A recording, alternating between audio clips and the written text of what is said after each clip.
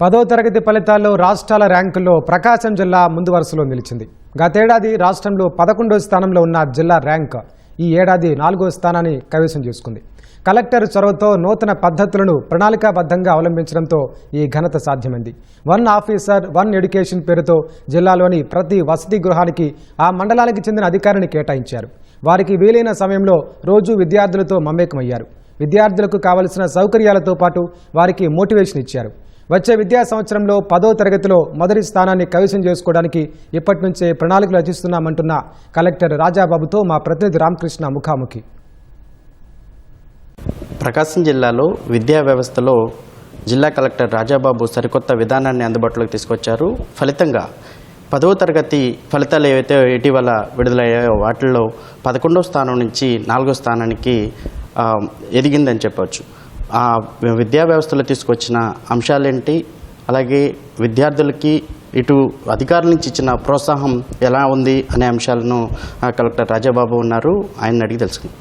Sir, విద్యా వ్యవస్థలో నూతన ఒరవడిని సృష్టించారని చెప్పుకోవచ్చు. దానివల్ల ఈ ర్యాంకింగ్ కూడా పెరిగింది. మీరు తీసుకున్న ప్రధాన అంశాలు ఏమిటి?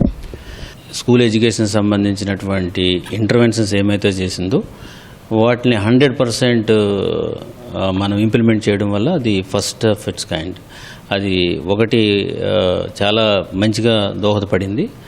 రెండోది ఏంటంటే మనకి ఎడ్యుకేషన్ డిపార్ట్మెంట్లో చాలా మార్పులు వచ్చినాయి. మన ఎడ్యుకేషన్ మినిస్టర్ గారు లోకేష్ గారు ప్రవేశపెట్టినటువంటి లీప్ యాప్ అయితేనేమి, తర్వాత వాళ్ళకి ఇచ్చినటువంటి కంటెంట్ మెటీరియల్స్ అయితేనేమి, ఇవన్నీ కూడా చాలా క్వాలిటీ ఆఫ్ ఎడ్యుకేషన్ బాగా ఇంప్రూవ్ అయింది. సో దాన్ని మనం పర్ఫెక్ట్గా కనుక ఫీల్డ్లో కనుక తీసుకెళ్ళి ఇంప్లిమెంట్ చేస్తే దెన్ 100% వండర్ఫుల్ రిజల్ట్స్ వచ్చినాయి. అది మనం చేయగలిగాం, సక్సెస్ఫుల్గా చేయగలిగాం.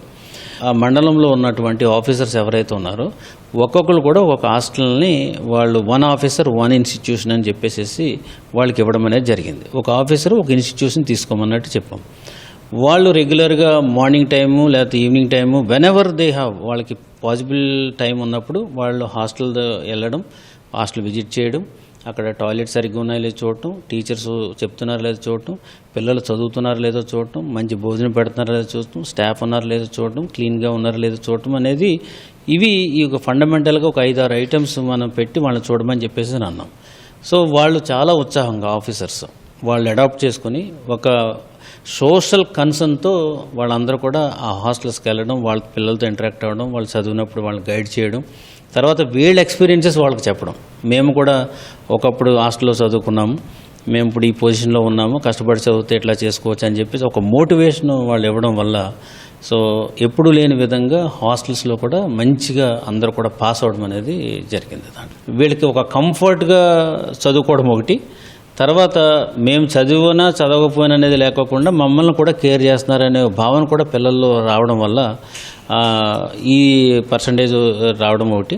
తల్లిదండ్రుల్లో కూడా చాలా కాన్ఫిడెన్స్ వచ్చింది. ఓకే, ఈ హాస్టల్స్లో మా పిల్లల్ని బాగా చూసుకుంటున్నారు, సో వాళ్ళని చెప్పి వాళ్ళు కూడా ఎంకరేజ్ చేయడం. ఇంతకుముందు ఏంటంటే పిల్లోడు ఇంటికి వెళ్తే సరిగ్గా హాస్టల్లో ఉండదులే అని చెప్పేసి వాడిని మళ్ళీ పంపించకపోవడం, ఇంటి దగ్గర పెట్టడం, అట్లాంటిది పోయి నువ్వు హాస్టల్కి వెళ్ళి మంచిగా చెప్తున్నారు కదా, ఆఫీసర్లు వస్తున్నారు కదా అని చెప్పేసి వాళ్ళు మళ్ళీ ఇమీడియట్గా హాస్టల్కి పంపించడం వల్ల కూడా ఈ డ్రాప్ అవుట్స్ అనేవి కూడా తగ్గి వాళ్ళ పర్సంటేజ్ ఇంక్రీజ్ అవ్వడం కూడా దోహదపడింది. సో 1 ఆఫీసర్ 1 ఇన్స్టిట్యూషన్ అనేది ఐ హోప్ దట్ P4 కింద మన సీఎం గారు ఏదైతే సొసైటీ ఈ సొసైటీ వల్లే మనం ఇలా ఉన్నాము, ఈ సొసైటీకి మనకి వెనక్కి ఇవ్వాలని చెప్పేసి వారు ఎప్పుడు చెప్తూ ఉంటారు. సో అదే నినాదం ఆఫీసర్లకు ఎప్పుడైతే మనం చెప్పామో వాళ్ళు చాలా సీరియస్గా తీసుకుని ఇన్స్పైర్ అయ్యి చేశారు కాబట్టి మంచి రిజల్ట్ వచ్చింది. ఈ జాగ్రఫికల్గా ఈ పరిస్థితులు ప్రతికూలంగా ఉన్నటువంటి జిల్లా నుంచి ఈ చదువులో కానీ దీంట్లో కానీ రియల్గా నిజంగా కనుక బాగా చదవగలిగితే వాళ్ళకి మనం చాలా ఆస్తి ఇస్తున్నట్లు లెక్క. ఇండస్ట్రీని కూడా అడుగుతున్నాం, నీకు ఏ టైప్ ఆఫ్ ఎంప్లాయీస్ మీకు కావాలి, సో ఏ టైప్ ఆఫ్ ఫోర్స్ని మీరు ఎక్స్పెక్ట్ చేస్తున్నారని చెప్పేసి కూడా అడిగాము. సో ఇండస్ట్రీస్ డిపార్ట్మెంట్ లైక్ బీపీసీఎల్ని అడిగాము, దే ఆర్ ఆల్సో తయారు చేసి మాకు ఈ టైప్ ఆఫ్ ఉండాలి, క్వాలిఫికేషన్స్ ఉండాలి, ఈ టైప్ ఆఫ్ స్కిల్స్ ఉండాలని చెప్పేసి వాళ్ళు కూడా తయారు చేసి ఇస్తున్నారు. సో అలాగే మనము ఇండోసోల్ని అడిగాము, తర్వాత ఈ మైనింగ్ సెక్టర్ని అడిగాము. వాళ్ళకి ఏ టైప్ జేసీబీ చేసిన వాళ్ళు కానీ లేకపోతే పవర్ లిఫ్ట్ చేసిన వాళ్ళు కానీ ఇట్లాంటివి కావాలని చెప్పేసి వాళ్ళు కూడా చెప్పారు. సో అందులోనే మనం వాళ్ళకి ట్రైన్ అప్ చేస్తే రేపు ఈజీగా వాళ్ళు అబ్జర్వ్ అవ్వడానికి అవకాశం ఉంటుంది. సో దానికి కూడా మేము పెద్ద ఎత్తున ప్లాన్ చేస్తున్నాం. సో ఈ జిల్లాలో అది కావాలి కాబట్టి కంపల్సరీగా దాన్ని ఈ సంవత్సరం అయితే చేస్తాం. Thank you. ఇది మొత్తంగా చూసుకోవచ్చు. ఏదైతే విద్యా వ్యవస్థలో తీసుకొచ్చిన మార్పులు అయితే మాత్రం మంచి ఫలితాలను ఇచ్చాయని చెప్పుకోవచ్చు. అలాగే చదువుకున్న విద్యార్థులకి ఉపాధి కల్పించే విధంగా కూడా కలెక్టర్ రాజాబాబు అయితే మాత్రం ప్రయత్నాలు చేస్తున్నారని చెప్పవచ్చు.